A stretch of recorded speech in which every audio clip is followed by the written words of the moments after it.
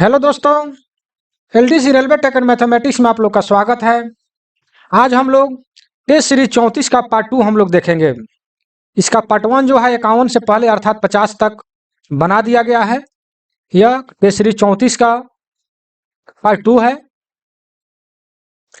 चलिए देर न करते हम क्वेश्चन पर चलते हैं। अगर आप लोग को वीडियो अच्छा लगे तो लाइक शेयर सब्सक्राइब करना नहीं भूलिएगा। और एक बात और बता देते हैं कि जिन भाई को यह वीडियो अच्छा नहीं लगे या मेरा कोई भी वीडियो अगर अच्छा नहीं लगता है तो वीडियो नहीं देखेंगे, नहीं लाइक करेंगे, ठीक है। इस बात को ध्यान में रखेंगे, इसलिए कि अगर नहीं आया है तो आप वीडियो नहीं देखिए, सीधी सी बात है। चलिए क्वेश्चन नंबर 51 में क्या कह रहा है कि HOER नियमों के अनुसार रेलवे सेवा को कितने भागों में वर्गीकृत किया गया है। बहुत ही इंपॉर्टेंट क्वेश्चन है। मैं HOER से वीडियो भी बना दिया हूं। जो भाई पीडीएफ लिया है उनको पीडीएफ भी भेज दिया हूं। फिर भी जो भाई केवल वीडियो देखते हैं उन लोगों के लिए भी बताना अनिवार्य हो जाता है। तो चलिए इसके बारे में मैं डिटेल बता देता हूं। और इसमें जितने भी क्वेश्चन हैं सारे के सारे बहुत ही इंपॉर्टेंट हैं, इसलिए वीडियो के अंत तक बने रहेंगे। तो इसमें क्या है कि इसके पूछा है क्वेश्चन कि HOER नियम के अनुसार रेलवे सेवक को, जो रेल कर्मचारी हैं, उनको कितने भागों में बांटा गया है, वर्गीकृत किया गया है। तो उनको 4 भागों में बांटा गया है। तो ऐसे 4 भाग के मतलब ये नहीं समझ जाइएगा कि group A, group B, group C, group D, ये नहीं, ठीक है। ABCD जो होता है ये 4 ग्रुप नहीं है, ठीक है। कौन कौन सा है तो आज कॉपी कलम जो है लेकर के लिख लीजिए। कहीं आप अभी तक कहीं शायद आप लोग के दिमाग में ABCD जो होता है ग्रुप वो होगा, तो ऐसा बात नहीं है। ये जो साधारण कर्मचारी जो काम करते हैं हम लोग के, आप लोग के साथ में, उन लोगों की बात किया गया है कि उन लोगों को कितने श्रेणियों में बांटा गया है, ठीक है। तो उसमें जो है 4 श्रेणी में, तो 1 नंबर में क्या होता है उनको क्या बोलते हैं, इंटेंसिव ग्रुप, ठीक है। इंटेंसिव अर्थात यह इंटेंसिव इंग्लिश वर्ड है जिसका हिंदी होता है गहन। गहन यानी जो कड़ी मेहनत के साथ जो काम करते हैं उनको मतलब कि इंटेंसिव ग्रुप में रखा गया है, ठीक है। और 2 नंबर में जो आते हैं वो आते हैं इसेंशियली, ठीक है। इसेंशियली जो इसका जो है हिंदी में जो है अनिवार्य रूप से जो जो जो कर्मचारी पूरे उनका काम करना एकदम अनिवार्य है उसको मतलब इसेंशियली ग्रुप में रखा गया है, ठीक है। इसेंशियली इसको हिंदी में हम लिखते हैं अनिवार्य। अनिवार्य हिंदी में आप इंग्लिश में लिख लीजिएगा इसेंशियली। और तीसरे नंबर में आते हैं एक्सक्लूडेड। एक्सक्लूडेड का मतलब छोड़ छोड़ करके काम जो करते हैं, रुक रुक करके, ठीक है। छोड़ा गया काम जो छोड़ छोड़ करके जो काम करते हैं, ठीक है। छोड़ छोड़ करके, ठीक है। तो कहने का तात्पर्य है कि इसको इनको कहा जाता है एक्सक्लूडेड, ठीक है। और 4 नंबर में हो जाते हैं कंटिन्यूअस, ठीक है। 4 नंबर में कंटिन्यूअस जिसको हम लोग निरंतर, निरंतर या लगातार, लगातार, ठीक है। जो निरंतर या लगातार जो काम करते हैं उन लोग को जो है कंटिन्यूअस वर्कर या ग्रुप में रखा गया है, ठीक है। तो आप 1 नंबर में समझ गए इंटेंसिव ग्रुप, दूसरा में आ गया इसेंशियली, और तीसरा में आ गया एक्सक्लूडेड, और 4 नंबर में आ गया कंटिन्यूअस, ठीक है। तो ये जो है 4 श्रेणियों में बांटा गया है। रेल सेवक जो रेल के सेवा करते हैं, जो रेल कर्मचारी हैं, उन लोगों को यह 4 श्रेणी में बांटा गया है, ठीक है। तो इस बात को आप लोग कॉपी में लिख लेंगे, बहुत ही इंपॉर्टेंट क्वेश्चन है, ठीक है। लेकिन हमको जहां तक विश्वास है कि एक तो आप लोग कंफ्यूज होंगे कि ABCD वाला, तो वो बिल्कुल नहीं है, ठीक है। ए ग्रुप बी ग्रुप जो होता है कर्मचारियों का, ये नहीं है। जो भर्ती के माध्यम से जो बी ग्रुप सी ग्रुप का जो निकलता है फॉर्म, वो ABCD नहीं है। यह इस टाइप से है कि इंटेंसिव, इसेंशियली, एक्सक्लूडेड और कंटिन्यूअस, ठीक है।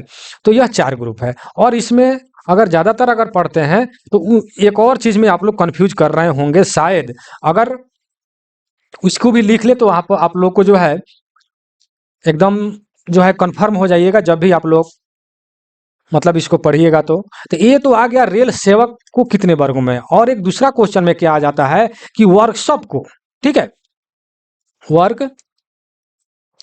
वर्कशॉप को कितने भागों में बांटा गया है। तो इससे और उससे दोनों एक जगह अगर लिखते हैं तो आप कंफ्यूज नहीं कीजिएगा। तो वर्कशॉप को जो है हम लोग 3 ग्रुप में बांटा गया है। कितने ग्रुप में?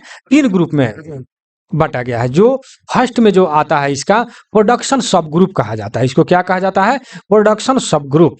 जो डायरेक्टरी रूप से प्रोडक्शन मतलब प्रोडक्शन में जो काम करते हैं, प्रोडक्शन करते हैं, वह जो है प्रोडक्शन सब ग्रुप कहा जाता है। ठीक है, मैं शॉर्ट में लिखूंगा, मेरे आवाज को सुनकर लिखेंगे, प्रोडक्शन सब ग्रुप। ठीक है। 2 नंबर में आता है सपोर्ट सब ग्रुप।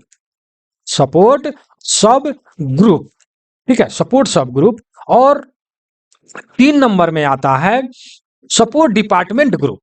ठीक है, सपोर्ट डिपार्टमेंट ग्रुप। ठीक है, तो ये जो मैं बता रहा हूं अभी, वर्कशॉप को 3 भागों में बांटा गया है, जो प्रोडक्शन ग्रुप, सपोर्ट सब ग्रुप तथा सपोर्ट डिपार्टमेंट ग्रुप। ठीक है ना।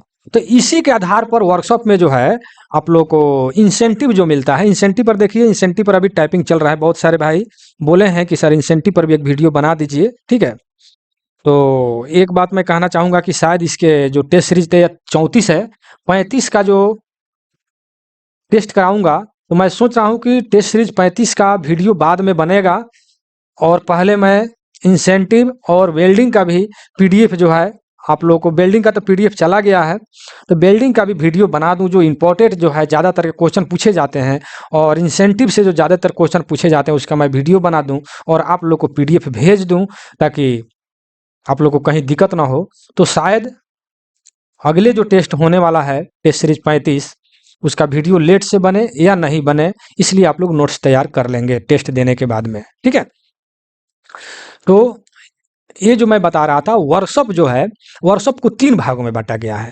ठीक है, तो ये प्रोडक्शन सब ग्रुप हो गया, प्रोडक्शन सब ग्रुप, और ये हो गया सपोर्ट सब ग्रुप और सपोर्ट डिपार्टमेंट ग्रुप। ठीक है, तो जो प्रोडक्शन ग्रुप के जो होते हैं उनको जो है 100% उनको इंसेंटिव मिलता है। ठीक है, और सपोर्ट जो करते हैं, सपोर्ट सब ग्रुप जो होते हैं, ठीक है, उनको जो मिलता है 80% मिलता है, 80% इंसेंटिव मिलता है। तो सपोर्ट जैसे देखिए, प्रोडक्शन ग्रुप जो डायरेक्ट प्रोडक्शन में जो जुड़े हुए हैं, आप लोग खुद देखते हैं, जो आप लोग काम करते हैं, आप खुद समझ सकते हैं। और सपोर्ट सब ग्रुप वो हो गया, जैसे क्रेन ड्राइवर जो है, वो क्रेन जो है आपको सपोर्ट करता है। ठीक है, जैसे मिल राइट शॉप हो गया, वो डायरेक्टली रूप से नहीं जुड़ा हुआ है, डायरेक्टली वह प्रोडक्शन नहीं करता है, प्रोडक्शन यूनिट को वो सपोर्ट करता है। लेकिन चक्का घर जो है वो प्रोडक्शन ग्रुप है, चक्का जो तैयार करता है चक्का घर, वो प्रोडक्शन ग्रुप में आते हैं। ठीक है, और जितने भी कैसनव हो या बोगी हो या बॉडी हो, ये जो डायरेक्टली रूप से जो काम करते हैं उन लोग को 100% मिलता है। ठीक है, और ग्रुप सी एंड डी जो कर्मचारी हैं, ग्रुप सी और ग्रुप डी कर्मचारी, जो टेक्नीशियन और हेल्पर की जो मैं बात कर रहा हूं, तो उन लोग को डायरेक्टली रूप से प्रोडक्शन ग्रुप का उन लोग को इंसेंटिव दिया जाता है। ठीक है, और सपोर्ट सब ग्रुप जो होता है उनको 80% दिया जाता है, जो सपोर्ट करते हैं इनडायरेक्टली रूप से, जैसे क्रेन ड्राइवर, मिल राइट, ये जो हो गया। ठीक है, और इन लोगों को जो है, जो इनका सपोर्ट करता है, ठीक है, तो इनको जो बोलते हैं support department. Support department group जो है, इन लोगों को 50% इंसेंटिव मिलता है। ठीक है, तो आप इस पर भी क्वेश्चन बनाकर लिख सकते हैं कि प्रोडक्शन ग्रुप वाले को जो डायरेक्टली रूप से जुड़े हुए हैं उनको कितना इंसेंटिव मिलता है, तो 100%। जो सपोर्ट करते हैं, ठीक है, अर्थात सपोर्ट सब ग्रुप वाले को कितने मिलते हैं, तो 80% इंसेंटिव मिलता है। और सपोर्ट डिपार्टमेंट ग्रुप वाले को कितना मिलता है, तो 50% इंसेंटिव मिलता है। ठीक है, तो ये हो गया वर्कशॉप का। वर्कशॉप को 3 भागों में बांटा गया है, जिसके आधार पर हम लोग इंसेंटिव देते हैं। ठीक है, लेकिन आपका जो देखिए, इसको लिख लीजिएगा, मैं इसे मिटाने जा रहा हूं। ठीक है, तो अब लेकिन आपका क्वेश्चन था कि रेलवे सेवक को कितने भागों में बांटा गया है, तो हमने बताया इंटेंसिव ग्रुप, इसेंशियली ग्रुप, तथा 3 नंबर में मैंने बताया एक्सक्लूडेड ग्रुप, तथा 4 नंबर में मैंने बताया कंटिन्यूअस ग्रुप। ठीक है, तो इसलिए क्या बोलते हैं, तो ये हो गया आपका 51 नंबर। जहां तक विश्वास है कि आप अच्छी तरह से समझ गए होंगे।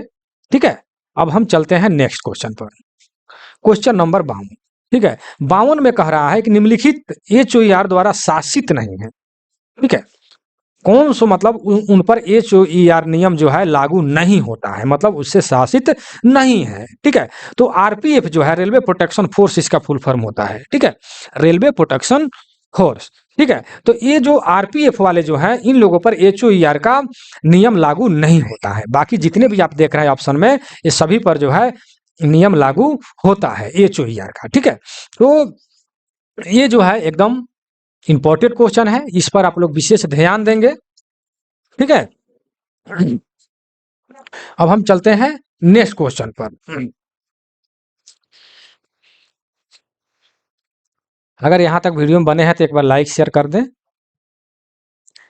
चलिए 53 नंबर में क्या कह रहा है कि अदेय छुट्टी की कटौती कर्मचारियों द्वारा भविष्य में, देखिए यहाँ पर क्वेश्चन है, भविष्य में अर्जित की जाने वाली किस छुट्टी से किया जाता है। ठीक है, किस छुट्टी से किया जाता है, तो ये जो है LHAP, लीव हाफ एवरेज पे, LHAP जो है भविष्य में अर्जित की जाने वाली छुट्टी से किया जाता है। ठीक है, ये तो सिंपल सा क्वेश्चन है, आप लोग भी जानते हैं। ठीक है, हम आगे बढ़ते हैं, जो डिटेल में बताने वाला होगा मैं पूरा डिटेल में जरूर बताऊंगा। ठीक है, चलिए नेक्स्ट क्वेश्चन। जब कोई छुट्टी किसी अन्य छुट्टी के तहत स्वीकार्य नहीं है तो उस छुट्टी को किस रूप से जाना जाता है। ठीक है, तो कहीं कहीं आपको ऑप्शन में मिलेगा केवल EOL। ठीक है, EOL। ठीक है, ELO की छुट्टी के नाम से जानते हैं, अर्थात एक्स्ट्रा ऑर्डिनरी लीव।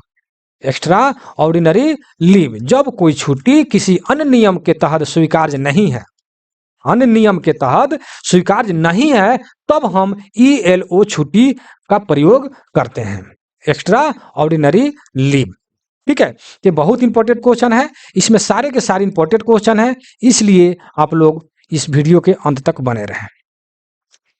जो भी क्वेश्चन डिटेल में बताने वाला होगा मैं पूरे डिटेल में मैं बताऊंगा, जो आप लोग जानते हैं। जैसे ये क्वेश्चन देखिए, अपने सेवा काल में एक कर्मचारी कितने LHP जो है संचित कर सकता है। ठीक है, तो LHP हाफ एवरेज पे वाला तो अनलिमिट है। ठीक है ना, वो तो कितना हूँ जमा, ये वहीं अगर LAP रहता तो ये जो हो जाता 300, जो आप लोग बहुत अच्छी तरीका से इसके बारे में आप जानते हैं।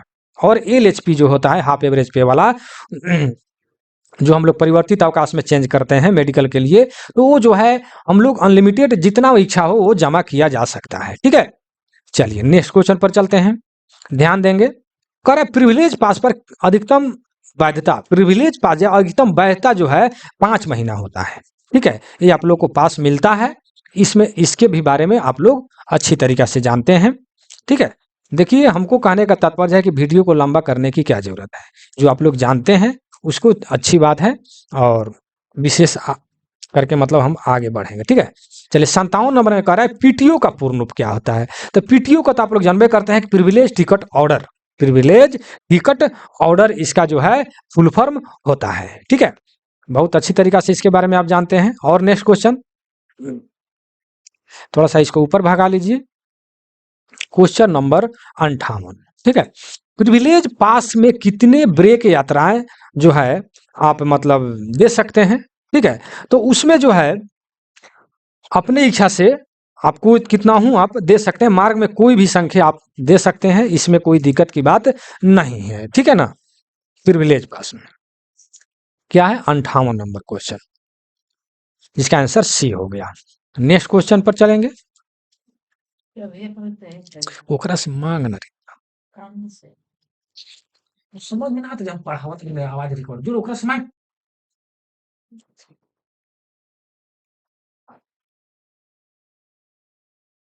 चलिए थोड़ा डिस्टर्ब हो गया था,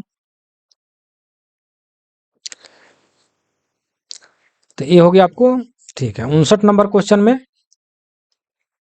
59 नंबर में क्या कह रहा है कि RSD&AR होता है, D&A नियमों पर नियम बनाने के लिए सक्षम पदाधिकारी मतलब कौन है। ठीक है, इस पर D&AR पर जो है, RSD&R पर जो है कौन है जो सक्षम पदाधिकारी जो इसका मतलब नियम बना सकता है, तो प्रेसिडेंट ऑफ इंडिया अर्थात राष्ट्रपति जो है इनके नियम जो है बना सकते हैं। ठीक है, नेक्स्ट क्वेश्चन, क्वेश्चन नंबर 60 में कह रहा है कि डीम्ड सस्पेंशन जो है निलंबन आदेश जारी करने के लिए किस मानक पत्र का मतलब उपयोग किया जाता है। ठीक है, तो है SF2। ठीक है। तो एसएफ के बारे में हम यही कहेंगे कि आप लोग जो है मेरा D&AR वाला वीडियो जाकर देखेंगे या पीडीएफ जाकर के पढ़ेंगे, उसमें पूरे डिटेल के रूप में मतलब बताया गया है, ठीक है ना। लेकिन जो इसमें दिया हुआ है उसके बारे में मैं बता दूं, SF1 जो आप देख रहे हैं, तो SF1 का मतलब हो जाता है निलंबन। SF1 में कौन सा दर्शाया गया है, तो निलंबन, इसको SF1 में निलंबन को दर्शाया गया। SF3 में क्या दर्शाया गया है, तो SF3 में जो है आपको निर्वाह भत्ते की स्वीकृति। जब आप निलंबित हो जाते हैं, आप बेरोजगार हो जाते हैं, तो उसमें आप भत्ते की मांग करते हैं कि हमको अपने जीवन निर्वाह के लिए मुझे कुछ पैसा चाहिए, ठीक है। तो उस स्थिति में आप SF3 का प्रयोग करके आप निर्वाह भत्ते का मांग करते हैं। इसलिए SF3 में यानी स्टैंडर्ड फॉर्म 3 का उपयोग करके आप निर्वाह भत्ते की मांग कीजिएगा, ठीक है। और 4 में जो है निलंबन से बहाली, अर्थात निलंबन, आपका निलंबन प्रक्रिया जब खत्म हो जाता है, निलंबित से आप छुटकारा पाने लगते हैं, तो उस समय SF4 पर आप लोग को निलंबन से बहाली किया जाता है, अर्थात निलंबन से छुटकारा पाया जाता है SF4 के द्वारा, ठीक है। और SF2 जो है, इसको जो है हम लोग माना गया निलंबन या समझा गया निलंबन, या इंग्लिश में जो है डिम सस्पेंशन के नाम से जाना जाता है, डिम निलंबन, ठीक है। डिम सस्पेंशन के नाम से इसे जाना जाता है। तो SF2 जो है सबसे अधिकतर इसी को पूछा जाता है, इसलिए पूछा जाता है क्योंकि इसमें जो है, जैसे मान लेते हैं कि आपने कहीं अपने कारखाना के बाहर कहीं भी अगर कोई गलती कर दिए हैं, आपको पुलिस पकड़ कर ले गया है और वह जेल में या अपने कस्टडी में रखा हुआ है या जेल में बंद कर दिया है, तब जाकर के उसके बाद में आप लोग के रेल प्रशासन को पता चलता है कि यह व्यक्ति मतलब कि पुलिस के कस्टडी में है या जेल में है, तो जिस दिन से आप पुलिस के कस्टडी में थे, उस दिन से आपको निलंबित माना जाएगा, ठीक है। इसी को कहा जाता है माना गया निलंबन या समझा गया निलंबन, ठीक है। अर्थात डिम्ड सस्पेंशन या डिम्ड निलंबन के नाम से जाना जाता है, और उसको SF2 के स्टैंडर्ड फॉर्म 2 पर आपको यह जो है निलंबित जो है सस्पेंशन आपको दिया जाएगा। जहां तक विश्वास है कि आप समझ गए होंगे, ठीक है। तो ये हो गया SF2। और SF1 के बारे में हम बता ही दिए कि SF1 जो है निलंबन से संबंधित है, SF2 जो माना गया निलंबन, SF3 जो है निर्वाह भत्ते की स्वीकृति, और SF4 जो है निलंबन से बहाली होता है, अर्थात निलंबन से आप छुटकारा पाने के लिए SF4 का प्रयोग करते हैं। और SF5 जो है मेजर पेनाल्टी, बड़ी शास्ति है, आरोप पत्र है, ठीक है ना। अर्थात SF5 बड़ी शास्ति आरोप पत्र होता है। और SF6 जो है दस्तावेज के निरीक्षण का अनुमति नहीं देने का आदेश जो है SF6 में किया जाता है। और SF7 जो है स्टैंडर्ड फॉर्म 7, यह जांच अधिकारी की नियुक्ति से मतलब संबंधित है, या जांच अधिकारी की नियुक्ति जो है स्टैंडर्ड फॉर्म 7 के द्वारा किया जाता है, ठीक है। और SF8 जो है इसका उपयोग प्रस्तुति अधिकारी की नियुक्ति से संबंधित है या नियुक्ति किया जाता है, जैसे भी आप समझ सकते हैं। इस हिसाब से आप हम यही कहेंगे कि आप मेरा D&AR वाला PDF जाकर पढ़ेंगे या वीडियो जाकर देखेंगे, आपको पूरा डिटेल रूप में बताया गया है। चलिए 61 में क्या कह रहा है, निम्नलिखित में D&A नियम के तहत दंड नहीं है। देखिए इसमें कह रहा है दंड नहीं है, तो वार्निंग जो होता है, चेतावनी जिसको हिंदी में हम लोग बोलते हैं चेतावनी जो है, वार्निंग जो है, वार्निंग यह जो है कोई दंड नहीं है।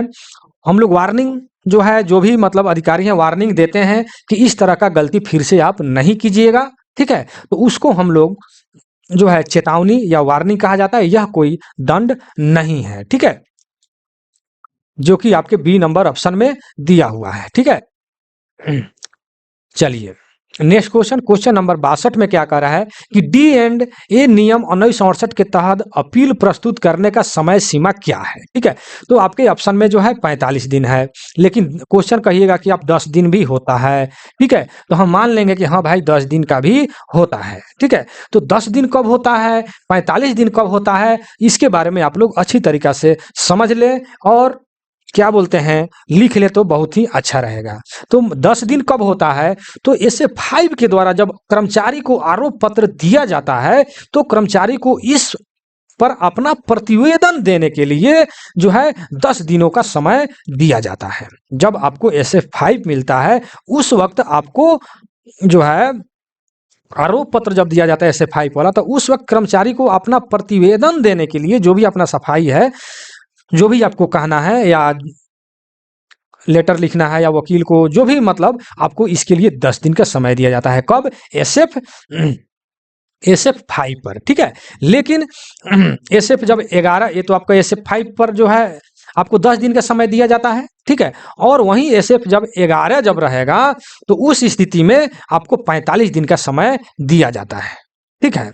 क्वेश्चन में जो है बोल सकता है कि SF11 के बचाव के लिए कर्मचारी को कितने दिन के लिए मतलब समय दिया जाता है, तो उस वक्त 45 दिन का दिया जाता है, ठीक है ना। SF11 में छोटी शास्ति, ठीक है। तो SF11 के बचाव में कर्मचारी के जवाब से यदि अधिकारी संतुष्ट नहीं है, कहने का मतलब SF11 के बचाव में जो कर्मचारी अपना जवाब जो दिया है, अधिकारी जो है संतुष्ट नहीं है, तो इस पर जो क्या करता है कि NIP जारी करता है, ठीक है। और इस पर कर्मचारी द्वारा अपील के लिए जो है 45 दिन का समय दिया जाता है, ठीक है। और दूसरे स्थिति में जो है दूसरा क्वेश्चन आ जाता है वही NIP वाला कि NIP जारी होने के 45 दिन के अंदर कर्मचारी द्वारा अपील किया जाता है तो अपीलीय अधिकारी उसे क्या करता है, ठीक है। फर्स्ट अपने आप से हमने क्वेश्चन कहा कि जब SF11 के बचाव में जो है NIP जब अधिकारी जब संतुष्ट नहीं है, NIP जब जारी करता है तो उस पर कर्मचारी अपना अपील के लिए 45 दिन का समय देता है, ठीक है। ये तो एक क्वेश्चन हो गया। दूसरा है कि NIP जारी होने की 45 दिन के अंदर कर्मचारी द्वारा अपील किया जाता है तो अपीलीय अधिकारी उसे क्या करता है। जब आपने 45 दिन के बाद में तो अपील कर दिए, लेकिन अपीलीय अधिकारी क्या करेगा, तो आपको जो है अपीलीय अधिकारी चाहे तो सजा दे सकता है, चाहे सजा को खत्म कर सकता है या सजा को बढ़ा सकता है या बरकरार रख सकता है, जैसा है वैसा उसके ऊपर डिपेंड करता है। समझे कि नहीं समझे?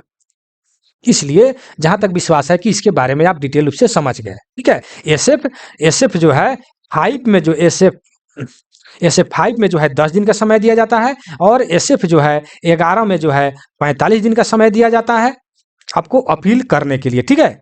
45 दिन का, और अपील करने के बाद में अपीलीय अधिकारी जो है आपको उसके ऊपर डिपेंड करता है, चाहे आपको सजा दे सकता है या सजा माफ भी कर सकता है या बरकरार भी रख सकता है, ठीक है। तो उसके ऊपर डिपेंड करता है। चलिए, जहां तक विश्वास है कि आप समझ गए होंगे, D&AR वाला जरूर PDF पढ़ लीजिएगा जहां तक हम।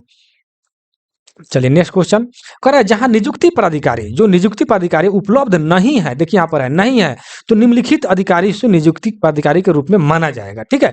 तो यहाँ पर GM जो है जनरल मैनेजर यानी महाप्रबंधक आपको नियुक्ति करेंगे।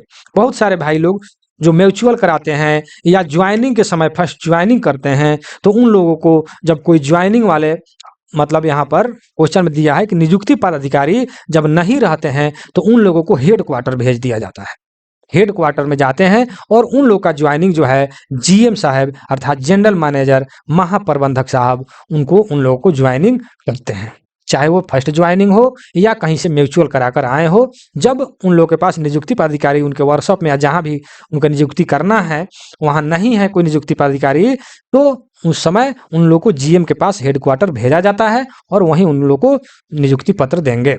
चलिए, जहां तक विश्वास है कि आप समझ गए होंगे, नेक्स्ट क्वेश्चन पर चलते हैं। क्वेश्चन नंबर 64 कह रहा है, फैक्ट्री अधिनियम के अनुसार एक वयस्क सप्ताह में कितने घंटे काम कर सकता है, ठीक है। सप्ताह में, तो सप्ताह में आप जानते हैं कि एक दिन संडे का छुट्टी होता है, ठीक है। तो आपको 6 दिन बचा, तो जब 6 दिन बच गया तो 8 घंटा आप काम करते हैं, तो 8 6 का 48, ठीक है। 48 घंटा काम कर सकता है एक वयस्क व्यक्ति जो है, सप्ताह में 48 घंटा काम कर सकता है, ठीक है। चलिए नेक्स्ट क्वेश्चन पर हम चलते हैं। क्वेश्चन नंबर 65 नंबर में क्या करें कि CP ग्राम किसके लिए है, ठीक है। तो देखिए CP ग्राम जो है शिकायतों को दर्ज किया जाता है और उसका समाधान यानी निवारण भी किया जाता है, ठीक है। तो CP ग्राम के बारे में आप समझ लें कि क्या बोलते हैं कोई भी आपको मतलब कंप्लेन करना है, या आपको कोई दिक्कत है, या किसी भी प्रकार का आप कंप्लेन अगर करते हैं या आरटीओ करते हैं, तो अपने ऑफिस में करते हैं। जहां भी आप काम कर रहे हैं, तो उसका आप लोग सूचना का अधिकार से भी आप लोग मांगते हैं, या कंप्लेन कोई करते हैं, ठीक है। लेकिन सीपी ग्राम जो है डायरेक्टली दिल्ली यानी रेल मंत्रालय के पास अगर आप लोगों को कोई भी कंप्लेन करना है, या कोई भी दिक्कत यानी कोई भी किसी भी प्रकार का लेटर या कंप्लेन करें, तो सीपी ग्राम के माध्यम से किया जाता है, डायरेक्ट मतलब रेल मंत्रालय या दिल्ली, ठीक है। तो इसमें जब कंप्लेन जब किया जाता है, तो उस वक्त वहां पर जो है शिकायत वहां पर दर्ज भी किया जाता है, और उस शिकायत का निवारण या समाधान भी किया जाता है, ठीक है। जहां तक विश्वास है कि आप समझ गए होंगे, हम नेक्स्ट क्वेश्चन पर चलते हैं।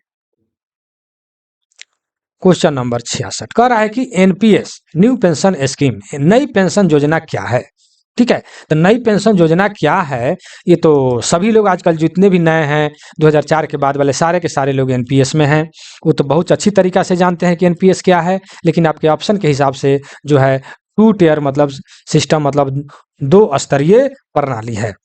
क्या है?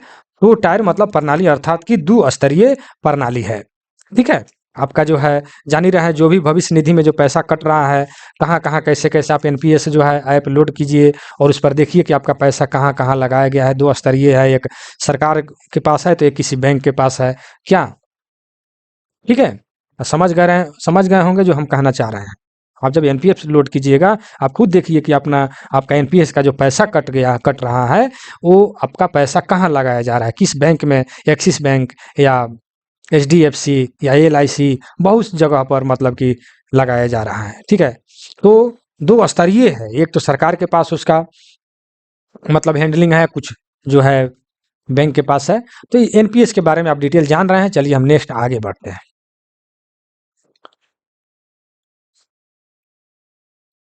67 में क्या करें कि रेल सेवा आचरण नियम 1966 के अनुसार रेलवे के संबंध में परिवार का सदस्य कौन शामिल नहीं है।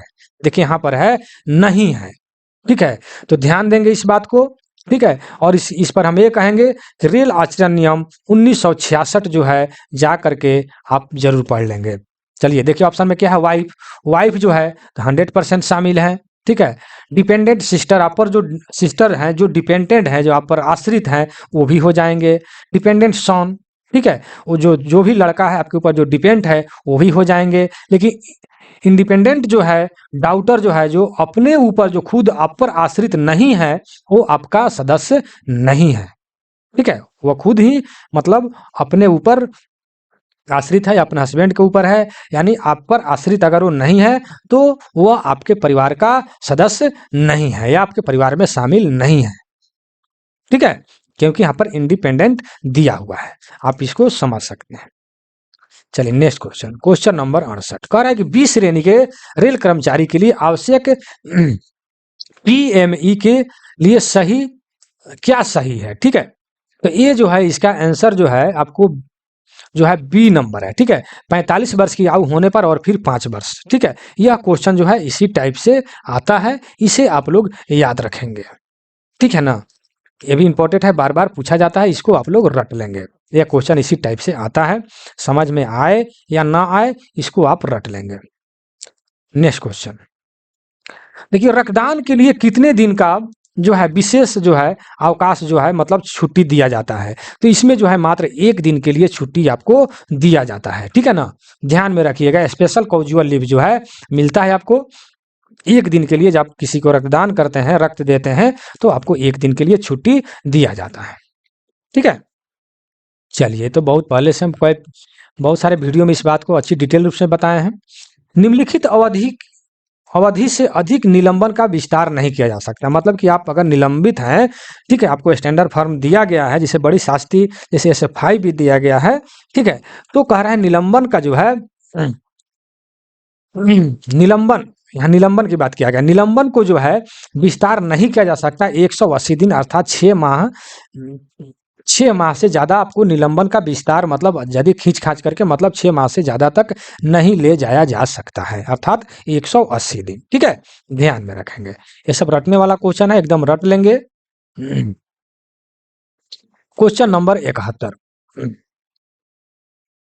71 में क्या कह रहा है कि एक रेलवे सेवक जिसका रोजगार निरंतर वर्गीकृत है, देखिए यहाँ पर क्या लिखा है, निरंतर निरंतर वर्गीकृत है, उसको उसको 14 दिनों, देखिए यहाँ पर एक ही हो गया है, ठीक है, 14 दिनों की 2 साप्ताहिक, ठीक है, 2 साप्ताहिक अवधि में औसत सप्ताह में अधिक अधिक के लिए नियोजित नहीं किया जा सकता। देखिए यहाँ पर आपको साप्ताहिक अवधि में औसतन सप्ताह में अधिक के लिए नियोजित नहीं किया जा सकता। आप जानते हैं कि आपका ड्यूटी जो है 8 घंटे का होता है, ठीक है, तो सप्ताह में तो एक दिन संडे को छुट्टी होता है, ठीक है, तो आप तो 6 दिन ही काम करते हैं ना, तो अगर 8 घंटा अगर काम कर रहे हैं तो 8 छक 48 घंटा आपने काम किया, ठीक है, लेकिन आपसे अगर अधिक काम लिया जा रहा है, निरंतर आपके क्वेश्चन में है कि निरंतर लगातार अगर काम कराया जा रहा है, तो अगर 9 घंटा पर डे भी ड्यूटी करते हैं,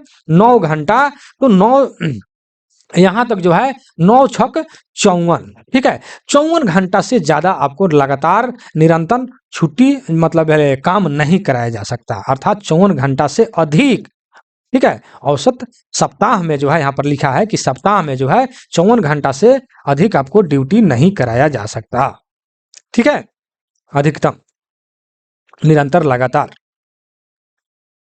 तो आप इसे समझ सकते हैं। नेक्स्ट क्वेश्चन, क्वेश्चन नंबर 72 कह रहा है विदेश में अध्ययन अवकाश के लिए प्राधिकार कौन है, मतलब आपको कौन ऑर्डर देगा, विदेश में अगर कोई आप सर्विस पीरियड में विदेश में अगर कोई अध्ययन करने जा रहे हैं, पढ़ाई करने जा रहे हैं, तो उसमें आपको अवकाश देने वाला मतलब प्राधिकरण कौन है, तो ये है रेलवे बोर्ड। रेलवे बोर्ड ही आपको छुट्टी दे सकता है या ऑर्डर दे सकता है कि आप जा करके विदेश में आप अपना अध्ययन कर लीजिए। तो ये जो है विदेश में जो है बड़े बड़े अधिकारी लोगों को या डॉक्टर लोगों को विदेश में पढ़ाई करने के लिए या कुछ जानकारी हासिल करने के लिए भेजा जाता है, जिनका जो है मतलब रेलवे बोर्ड जो है उन लोग को ऑर्डर करता है या छुट्टी देता है, ठीक है। चलिए नेक्स्ट 73 नंबर में क्या कह रहा है कि अंतिम दंड की सूचना पर किसके द्वारा हस्ताक्षर किया जाना चाहिए, ठीक है, अंतिम दंड, जब आपका दंड जो है अंतिम चरण में चल रहा है, ठीक है, तो उस पर जो है किसका जो है हस्ताक्षर यानी किसका साइन होगा, तो वहां पर डिसिप्लिनरी अधिकारी जो होगा अथॉरिटी, उन्हीं का जो है साइन होता है। जब आप लास्ट स्थिति में अंतिम दंड की सूचना जब आपको मतलब चरण जो होता है उस स्थिति में आपको डिसिप्लिनरी अधिकारी जो है अनुशासनात्मक प्राधिकारी जिसको हिंदी में हम लोग बोलते हैं, वो जो है आपको क्या बोलते हैं उन्हीं का साइन होगा, ठीक है। चलिए नेक्स्ट क्वेश्चन, जिनको हिंदी में हम अनुशासनिक प्राधिकारी बोलते हैं, ठीक है। चलिए 54 नंबर में क्या है, 54 में कह रहा है कि सेवा से हटाने के मामले में रेलवे कर्मचारी की पुनः नियुक्ति माने पुनः नियुक्ति किसके द्वारा विचार किया जाएगा, कह रहा है कि किसके द्वारा विचार किया जाएगा। तो यहाँ पर देखिए पुनरीक्षण प्राधिकारी के द्वारा विचार किया जाएगा। जो पुनः नियुक्ति जो हो रहा है तो पुनः निरीक्षण प्राधिकारी के द्वारा विचार आपको किया जाएगा कि आपको करना है कि नहीं करना है, ठीक है। चलिए नेक्स्ट क्वेश्चन पर चलते हैं, क्वेश्चन नंबर 75। 75 में कह रहे निवारण पोर्टल का उद्देश्य क्या है, तो निवारण में क्या होता है, निवारण में जो है कर्मचारियों को जो है शिकायत को जो है निवारण किया जाता है, ठीक है, जो भी मतलब कोई भी दिक्कत हो, जैसे यहाँ पर देखिए सेवा मामलों में रेलवे कर्मचारियों को शिकायत का निवारण, ठीक है, शिकायतों का निवारण उस पर किया जाता है, एक पोर्टल है, ठीक है, ये इसके बारे में आप लोग को अच्छी तरह से जानकार होगा जहां तक मुझे विश्वास है, ठीक है।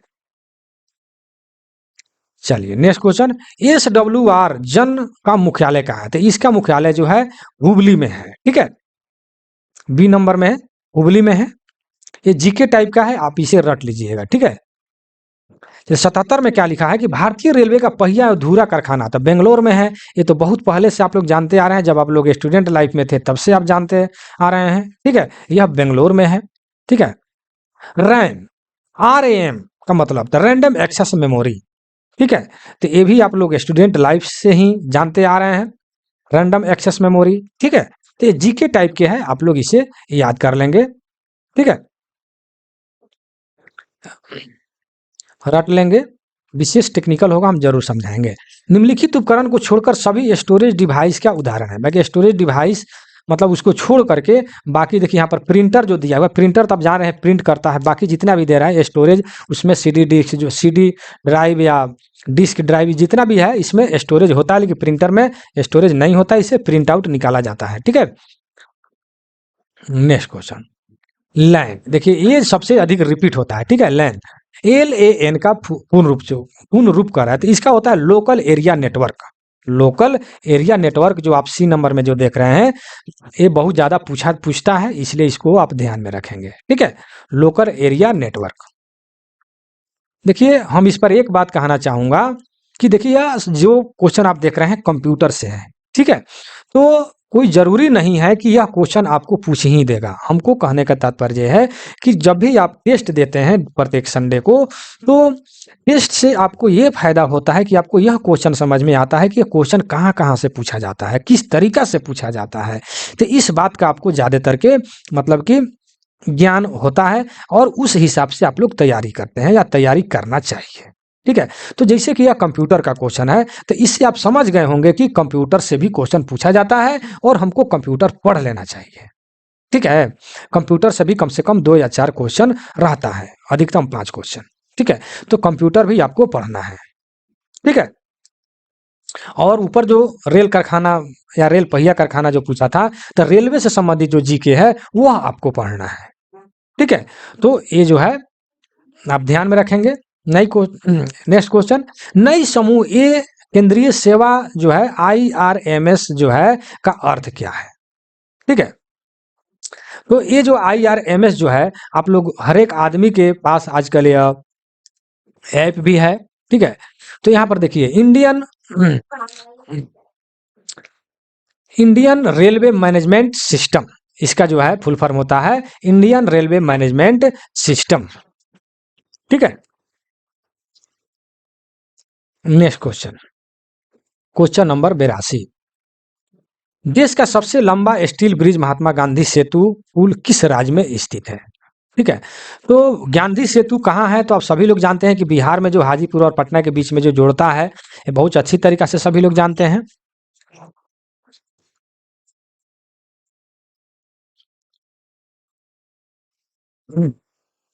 नेक्स्ट क्वेश्चन, क्वेश्चन नंबर 83, राष्ट्रपति श्रीमती द्रौपदी मुर्मू किस जनजाति से संबंधित है। ठीक है, ये भी जीके का आपका क्वेश्चन आया है। ठीक है, किससे संबंधित है, तो ये जो है संथाल से संबंधित है।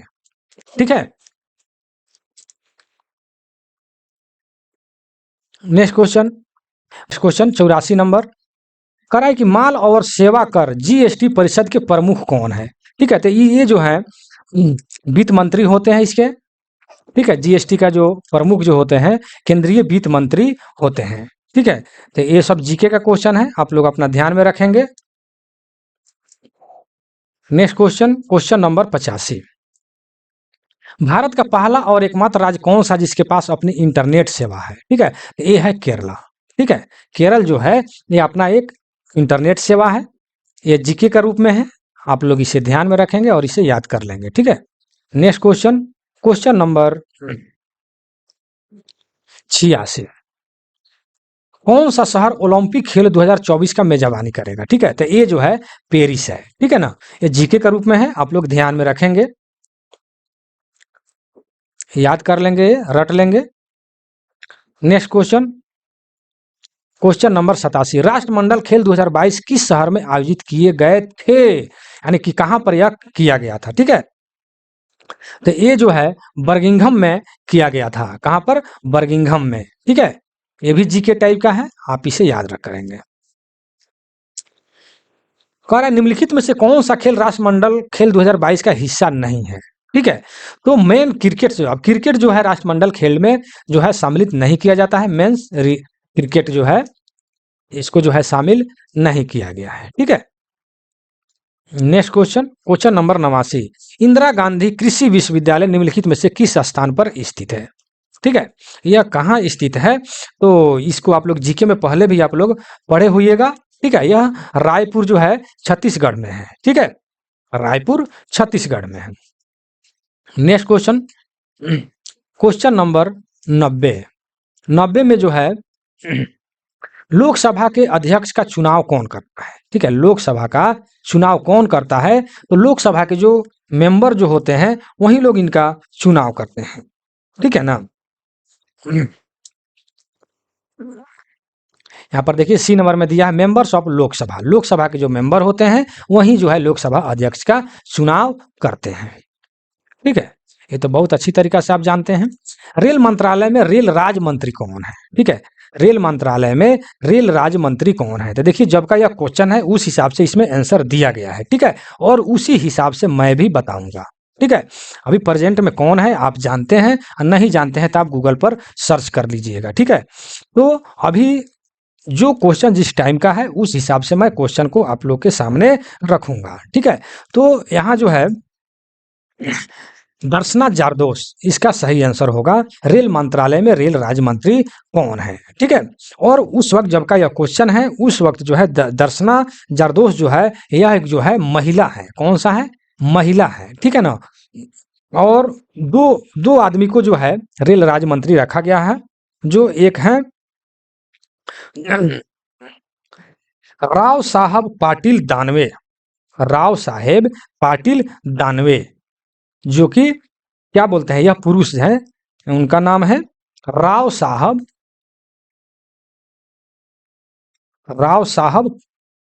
पाटिल दानवे। दानवे ये जो है पुरुष है। ठीक है ना, पुरुष है। और ये जो है दर्शना जारदोस जो है ये महिला है। ठीक है ना, तो ये जब का क्वेश्चन था उस हिसाब से हमने बता दिया रेल राज्य मंत्री। ठीक है, और इससे भी आप लोग याद रखेंगे अभी प्रेजेंट में रेल राज्य मंत्री कौन है ये आप लोग के ऊपर छोड़ते हैं, कमेंट में जरूर आप लोग दीजिएगा। ठीक है, कि अभी के रेल राज्य मंत्री कौन है। नेक्स्ट क्वेश्चन, भारत के हरि के शहर के रूप में शहर को जाना जाता है? हरि के शहर के रूप में किसको जाना जाता है? यह जो है हम लोग सूरत को जो है हरि के शहर के रूप में हम लोग जानते हैं।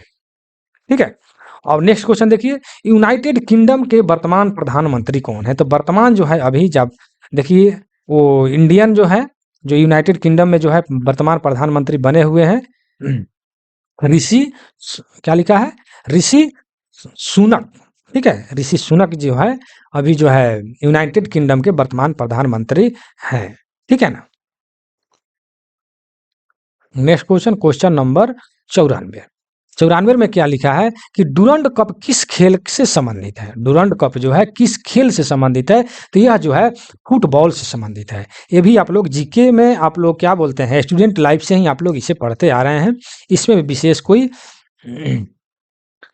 बताने की जरूरत नहीं है। नेक्स्ट क्वेश्चन, भारतीय रेलवे में एचआरएमएस का पूर्ण रूप क्या होता है? एचआरएमएस का।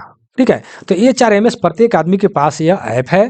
ठीक है, इसके एचआरएमएस क्या है अच्छी तरीका से आप लोग जानते हैं, लेकिन मैंने देखिए टाइपिंग में यह रिसोर्स और रिसर्च का दोनों का हिंदी मैं यहाँ पर टाइप करवा दिया मैं, इसलिए क्योंकि कंफ्यूज में आप लोग मार देते हैं रिसर्च। ठीक है, जबकि होगा रिसोर्स, क्योंकि दोनों का हिंदी और दोनों का अर्थ अलग अलग है। ठीक है, यह है संसाधन, अर्थात इसका फुल फॉर्म जो होता है ह्यूमन रिसर्च। देखिए है रिसोर्स मैनेजमेंट सिस्टम। रिसोर्स यानी संसाधन, आपके जो भी कर्मचारी लोग हैं उनके संसाधन मतलब जो भी सुविधा की आप जरूरत होता है। और एचआरएमएस पर क्या क्या होता है आप तो अच्छे तरीका से जानते हैं। आजकल पास पीटीओ जो भी कुछ है या माने समझिए तो बहुत सारे काम ऑल टू ऑल एचआरएमएस के द्वारा ही किया जा रहा है। और आपका छुट्टी उट्टी हर चीज यानी आपका जो भी संसाधन है वो हर चीज आपका समाधान एचआरएमएस के द्वारा किया जा रहा है। और आपके मोबाइल में यह ऐप लोड भी है, आप जानते भी हैं। ठीक है, तो मैं विशेष वीडियो को लंबा नहीं करना चाहता हूं, क्योंकि जो क्वेश्चन आप जानते हैं उसके बारे में विशेष बता नहीं रहा हूं, क्योंकि मेरा कोई भी वीडियो 1 घंटा 1.5 घंटा से कम नहीं हो पा रहा है। तो इसमें भी थोड़ा सोचते हैं कि थोड़ा जल्दी खत्म हो जाए। ठीक है, कौन सा ग्रह पृथ्वी के सबसे नजदीक है? तो वो कौन सा ग्रह है? शुक्र है। ठीक है ना, शुक्र अर्थात वेनस। ठीक है, जो बी नंबर में दिया हुआ है। नेक्स्ट क्वेश्चन, कौन सा विद्युत का कुचालक है? सुचालक कुचालक, तो ग्लास जो आप लोग देख रहे हैं शीशा जिसको हम लोग बोलते हैं ग्लास, ये जो कुचालक है। बाकी स्टील जो है जो भी कुछ देख रहे हैं कॉपर, क्या लिखा है वाटर जो है मतलब वाष्पित वाटर जो है नमकीन वाटर जो है ये भी आपका इस मतलब सुचालक है। नेक्स्ट क्वेश्चन, क्वेश्चन नंबर 98, वायुमंडल का दूसरा सबसे संघटक कौन सा है? तो जान ही रहे हैं कि ऑक्सीजन जो है 21% है और नाइट्रोजन जो है 78% है। ठीक है, तो 2 नंबर में जो है आपको ऑक्सीजन आता है। ठीक है, तो ये सब सिंपल क्वेश्चन है, आप लोग पढ़ते आ रहे हैं।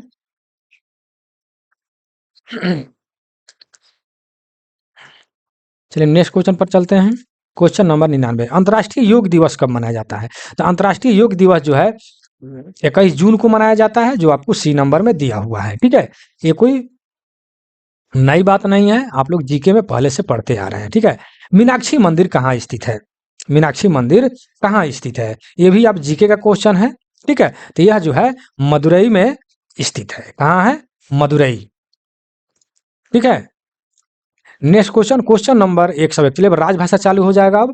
संघों के आधिकारिक उद्देश्यों और संसद के उपयोग के लिए हिंदी के अलावा और किस भाषा का उपयोग किया जाता है? ठीक है, तो वहां पर जो है हिंदी के अलावा जो है अंग्रेजी भाषा का उपयोग किया जाता है। इसके बारे में भी आप लोग अच्छी तरीके से जानते हैं कि हिंदी का और अंग्रेजी का उपयोग किया जाता है। 2 नंबर में क्या करें, राजभाषा अधिनियम 1963 के तहत राजभाषा समिति में कितने सदस्य होते हैं? ठीक है, तो इसमें कुल जो है 30 सदस्य होते हैं, जो राज्यसभा से जो है 10 सदस्य आते हैं और लोकसभा से जो है 20 सदस्य आते हैं। कुल मिलाकर के 30 सदस्य जो है आपके मतलब कि क्वेश्चन में दिया हुआ है कि राजभाषा अधिनियम 1963 के तहत राजभाषा समिति के कितने सदस्य होते हैं? तो कुल जो है 30 सदस्य होते हैं। ठीक है, नेक्स्ट क्वेश्चन, क्वेश्चन नंबर 203 कह रहा है कि राजभाषा अधिनियम 1963 के खंड 8 के 1 अनुसार कौन इस अधिनियम के प्रयोजन को कार्यान्वित करने के लिए नियम बना सकता है? ठीक है, तो इसके लिए कौन नियम बनाएगा भाई? ठीक है, तो इसके लिए केंद्र सरकार इसके लिए नियम बनाएंगे। ठीक है, नेक्स्ट क्वेश्चन, हिंदी दिवस कब मनाया जाता है? एकदम रनिंग क्वेश्चन है, 14 सितंबर को मनाया जाता है। ठीक है, नेक्स्ट क्वेश्चन 5 में क्या करें कि राजभाषा अधिनियम 1976 के अनुसार अरुणाचल प्रदेश किस क्षेत्र में आता है? तो ये जो है ग क्षेत्र में आते हैं। ठीक है, हम लोग जो है मतलब रेलवे के अनुसार जो है रेल राजभाषा को 3 वर्गों में बांटा गया है या 3 क्षेत्रों में बांटा गया है, ABCD जो ABC यानी 3 वर्गों में। ठीक है, जिसमें जो है सी में अर्थात ग क्षेत्र में जो है अरुणाचल प्रदेश को बांटा गया है। ठीक है, आगे मैं बता दे रहा हूं आपको क्लियर रूप से। ठीक है, आगे क्वेश्चन आपको मिलेगा ABCD वाला। राजभाषा अधिनियम 1976 किस राज्य पर लागू नहीं होता है? ठीक है, तो ये है आपको तमिलनाडु पर यह लागू नहीं होता है। ठीक है, चलिए नेक्स्ट क्वेश्चन, क्वेश्चन नंबर 7 में क्या रहा है, संघ की राजभाषा हिंदी और लिपि देवनागरी होगी, संविधान के किस अनुच्छेद से संबंधित है? ठीक है, तो यह 343 के 1 से संबंधित है। ठीक है, 343 के 1 से संबंधित है। 108, इसमें से कौन सा राज्य ख क्षेत्र के अंतर्गत नहीं आता है? ख क्षेत्र के अंतर्गत, तो ख क्षेत्र का हमने आपको ट्रिक बताया है। ठीक है, पंगु, दमन, महा, चंडी, दादर, नगर, को, खा, चंडी। ठीक है, तो कहने का तात्पर्य ये जो है जितना हमने बताया यह जो है बी क्षेत्र के अंतर्गत आते हैं। ठीक है, प से पंजाब, गु से गुजरात, दमन अवधि, महाराष्ट्र और चंडी माने चंडीगढ़, दादर नगर यानी दादर और नगर हवेली, को खा चंडी यानी खा क्षेत्र में आते हैं। चंडी माने चंडीगढ़। ठीक है, ये खा क्षेत्र में आते हैं। ठीक है, यानी ख क्षेत्र में। तो कहने का तात्पर्य यह हो गया कि क्वेश्चन में आपका कह रहा है कि ख क्षेत्र के अंतर्गत नहीं आता है। तो देखिए गुजरात, महाराष्ट्र, पंजाब यानी असम जो है आपको ख क्षेत्र में नहीं आता है। ठीक है, तो ये क्षेत्र में यानी क क्षेत्र में वैसे स्टेट आते हैं जिसका भाषा शुद्ध हिंदी है, उसको हम लोग क क्षेत्र में आते हैं। और ख क्षेत्र में वैसे स्टेट आते हैं जो हिंदी से मिला जुला जिसका भाषा होता है वह ख क्षेत्र में आते हैं। जैसे अभी हम आपके सामने मैंने रखा कि पंगु, दमन, महाचंडी यानी पंजाब, गुजरात, दमन एवं दीव। ठीक है, दादर नगर हवेली, ये सब जो है आपको हिंदी से मिला जुला इसका भाषा है। और ग क्षेत्र में वैसे मतलब स्टेट आते हैं जो हिंदी से बिल्कुल अलग है, जैसे असम है, दक्षिण भारत के जितने भी केरल, कर्नाटक, तमिलनाडु, आंध्र प्रदेश जितने भी हैं, वो सारे के सारे जो है हिंदी से बिल्कुल अलग उन लोगों का भाषा है। वो सारे के सारे जो है ग क्षेत्र में आते हैं, अर्थात सी रीजन में आते हैं। तो इतना आप ध्यान में अगर रखते हैं तो भी बहुत सारा क्वेश्चन आपका सही हो जाएगा, नहीं भी याद रहेगा तो भी। ठीक है। 9 में देखिए, केंद्रीय हिंदी समिति किस मंत्रालय के अधीन आती है? केंद्रीय जो है हिंदी समिति जो है, तो यह गृह मंत्रालय के अंतर्गत आता है, जो आप देख रहे हैं। कितना में देख रहे हैं? बी नंबर में, गृह मंत्रालय के अंतर्गत आता है। 10 में क्या है? प्रथम राजभाषा आयोग के अध्यक्ष कौन थे? तो बीजी खेर, अर्थात श्री बाल गंगाधर खेर थे। आपको ऑप्शन में कहीं कहीं बीजी खेर लिख देता है केवल, ठीक है, बाल गंगाधर खेर। ठीक है। तो देखिए यहाँ पर आपका क्वेश्चन यहाँ पर समाप्त होता है। ठीक है। यहाँ तक अगर वीडियो में बने हैं तो आप लोग जो है बहुत बहुत धन्यवाद, और इसको एक बार लाइक शेयर और सब्सक्राइब जरूर कर लीजिएगा। अगर नए हैं तो सब्सक्राइब जरूर कर लीजिएगा। ठीक है। और मुझसे जुड़ने के लिए या क्या बोलते हैं, आपको टेस्ट सीरीज में भाग लेने के लिए या पीडीएफ प्राप्त करने के लिए या एलडीसी जेईई डब्ल्यूएम की अच्छे से अच्छे तैयारी के लिए आप मेरे व्हाट्सएप पर मतलब मैसेज करके आप जुड़ सकते हैं, जिसका नंबर है 96 93 57 14 26। ठीक है। इस पर आप मैसेज करके, फोन नहीं करेंगे, मैसेज करके आप टेस्ट ग्रुप में आप जुड़ सकते हैं, या एलडीसी जेईई डब्ल्यूएम के जितने भी आपको नोट्स की आवश्यकता होता है, टेक्निकल या डिपार्टमेंटल जितने भी सारे है, पास पीटीओ, लीव इंसेंटिव या HOER, कोई भी मतलब हर एक तरह से आप लोग को तैयार किया जाएगा। इस पर आप मैसेज करके आप जुड़ सकते हैं। चलिए मैं वीडियो को यहीं समाप्त करता हूँ। ये वीडियो आपको कैसा लगा कमेंट सेक्शन में जरूर दीजिएगा। ठीक है। और जो भाई को यह वीडियो अच्छा नहीं लगा वो वीडियो को नहीं देखेंगे, किसी भी प्रकार का वो लाइक नहीं करेंगे। ठीक है। जिनको अच्छा लगा वो कमेंट सेक्शन में जरूर देंगे। चलिए अपने वीडियो को यहीं समाप्त करता हूँ। जय हिंद, जय भारत।